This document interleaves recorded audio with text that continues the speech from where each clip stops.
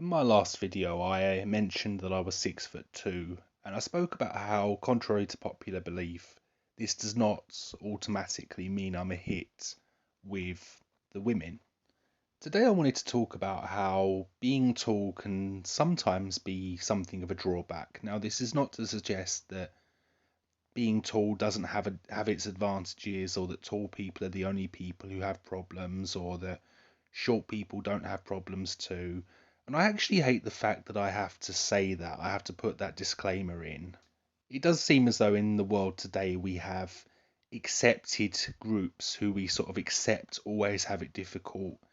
Whereas if you're not part of that group, if you're the opposite to that, you have to caveat things. You have to put a caveat on things in order to talk about your problems. Even though we're supposedly all supposed to be open minded to other possibilities these days, we're all supposed to be diverse in thought and action. But anyway, I've got the disclaimer out of the way, so I'm more or less covered now.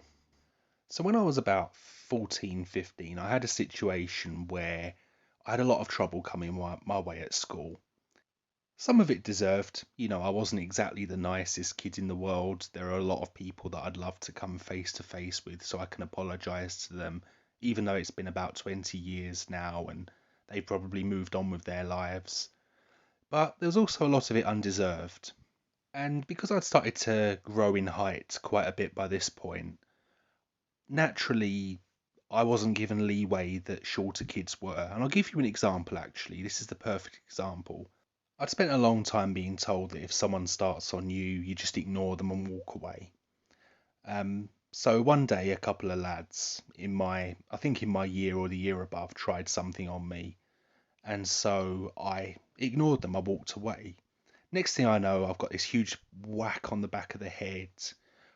I believe I went down somewhat, and I ended up getting quite a really nasty kicking.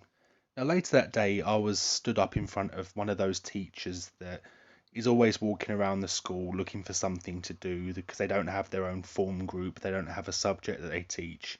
So they get these little authority positions that they don't deserve. And basically, I was stood there in my own blood, torn clothes. I seem to recall being quite dizzy on the walk home, actually. While the three guys that did it were sat in chairs, completely uncovered, unmarked in any way, because I didn't hit back, I didn't have the chance to.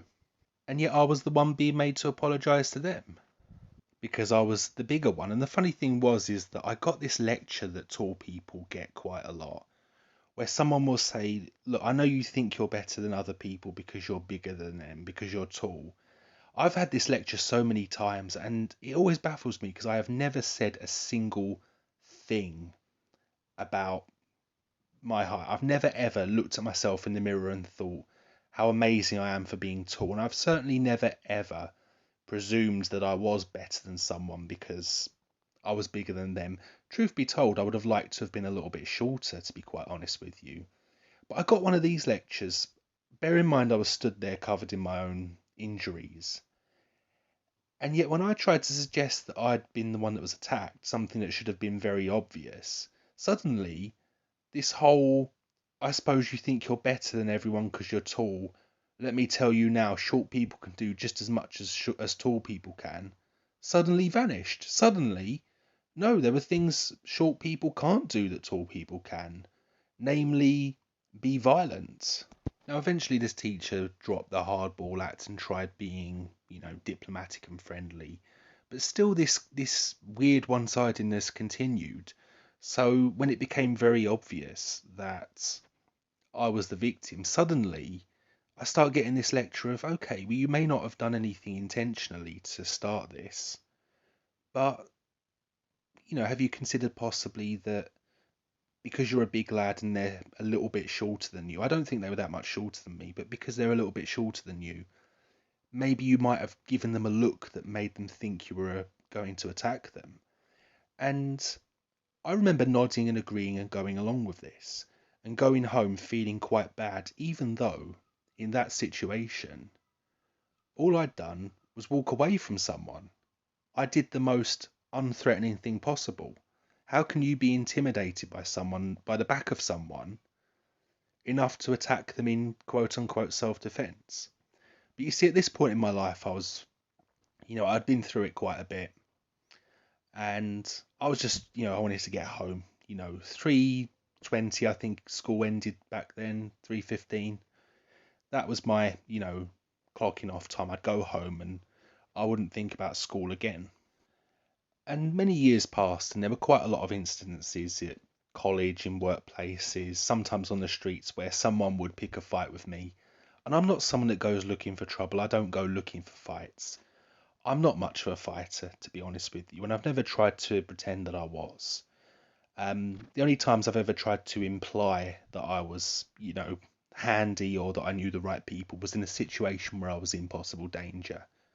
And that was to get myself out of it. But I've never gone looking for a fight. But I've had situations where fights have come to me, and I've always been, the one that, even if I'm clearly the victim, or even if the only blows that I issued were in self-defense, there's always this thing of basically this implication that it's more okay to attack me than it is for me to attack back. But the thing is that I always hold my ground. Now, a few years after that incident at school, I went to a college, and some of the guys there didn't quite take to me. Um, and they used to do things to me. They used to do things to my property, and they used to always. I remember one time a guy went through my little bag thing that I had, that I kept my papers in, a little folder, and caught their finger on a paperclip, and I got a complaint put in about me. It's sort of like the college equivalent of those stories where an intruder breaks into someone's home to burgle them, and they end up being able to sue the homeowner for because they tripped over a table that was left there in the dark, that kind of thing. But there was this again, a sort of middle management. Don't quite remember his title. He wasn't the head or the deputy head, but basically, whatever the situation was, he would always bring up my height as a way to basically get me to admit wrongdoing. And he was quite a short guy, so I have no doubt whatsoever that he had, been bullied by the bigger kids at school, and he develops a complex about it. And so he had a knee-jerk defaults reaction to tall people that he didn't like us. But these are the problems with being tall. First of all, is that even if you're clearly the victim of something, there's always this implication that you may have initiated it. Um, this doesn't work on me. If I'm ever in a situation where I'm punched in the face and some copper comes along and I wouldn't really go to the police for anything. But if, let's say, I did, and they tried pulling well, you may have looked at him the wrong way thing. You may have said something that they didn't like and they were intimidated by you.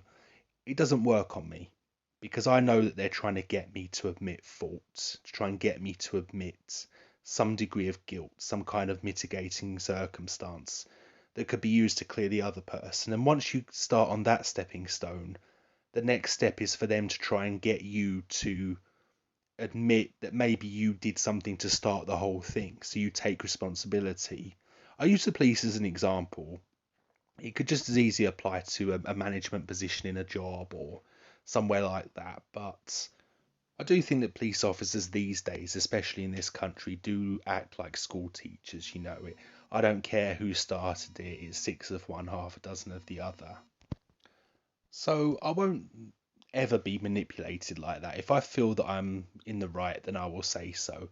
If someone wants to attack me or something, that's on them. They've chosen to be violent. No one would be making any kind of argument if I was the one walking around punching people's faces in and things like that.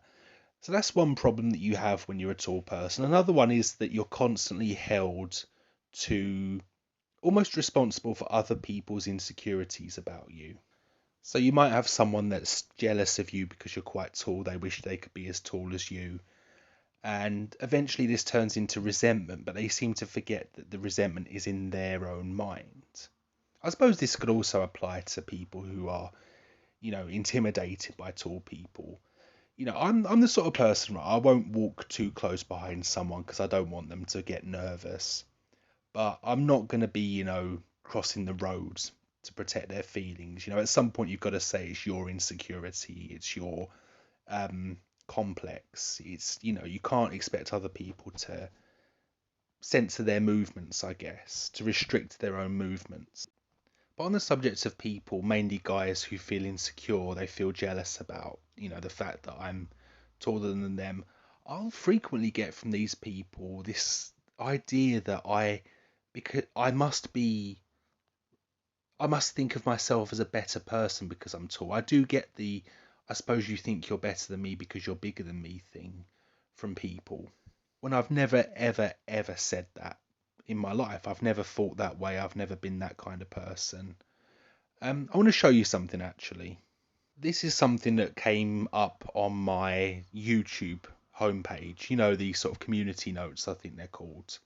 And there was a picture underneath, but I thought I'd just share the text. Now, obviously, this person's very happy that they've found someone, but it's interesting how she's chosen not only to make her husband's height the most important thing, but also make it a flex towards women that, well, I presume women who date tall guys, 6'2" guys. Personally, when I first saw this, I thought, why does she have to go on about the alcoholics and the 7th grade reading levels? Why is that a necessary thing? Is there um, some science that attributes size to reading ability or alcohol consumption? She could have just said, I'm happy about being with this guy and ended it there. But to be honest, I've started to debate with myself since then. Was it really any need for her to bring up his height at all? Is it something that's necessary to be brought up? I will say though that this post is the perfect example of something that I've had a problem with for a long time. Something I've noticed that really bothers me. It's the way that people these days can't compliment someone without making it a sideways dig at other people.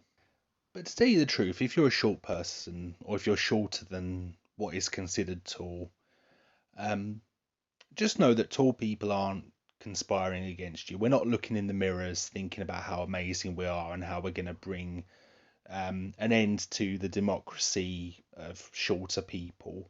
If you're a tall person, though, never let people gaslight you, never let people manipulate you. If you're in an argument with someone and they start immediately going for your height, it's because it's a them problem. It's something that they've clearly got an issue with. They've obviously got some kind of insecurity. And if you're ever in a situation where you've been attacked and you hit back in self defense and the police are trying to get you in trouble for it, they're trying to prosecute you for it. And they try the whole, well, you've got to understand that you're bigger than them. You intimidated them. Just point out the obvious that your height clearly wasn't a problem when they started attacking you. Unless, of course, you attacked first, in which case you deserve everything you get, tall or otherwise. But I just wanted to put this forward because there is this assumption that the taller a man is, the more advantages he has. And there are advantages, don't get me wrong, but there are quite a few disadvantages that I wanted to bring to people's attention. And yeah, there's also the fact that being tall doesn't mean that you're automatically a babe magnet. But I think I addressed this in that previous video, which was simply called Cute with speech quotations. Um, so yeah, it all ties together. I'd noticed that my videos do actually tend to all kind of tie together, um, which I don't know is a blessing or a curse.